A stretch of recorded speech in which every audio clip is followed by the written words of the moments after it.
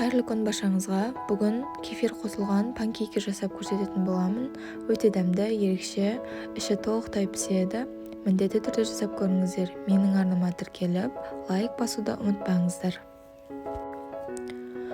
Ең бірінші кефирге соданы араластырып қоятын боламыз. Ол өзінің көлемін ұлғайтып, осылай көпіршіп тұрады.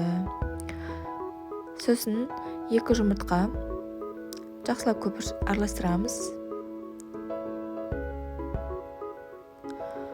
Құм шекер саламыз, араластырамыз.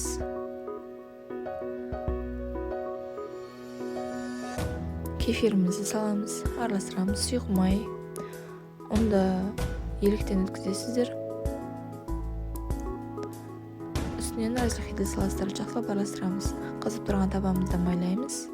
Үстінен бір қасықтан осылай салып шығамыз. Ортасына начинка негізі қалауларыңыз бойынша мен шоколад салдым.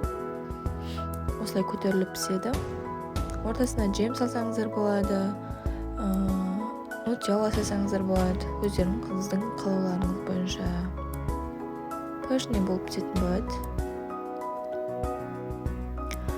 Мінекей дайын болды. Өте әдемі. Барлықтарыңызға ас болсын. Сіздермен бірге болған Оля.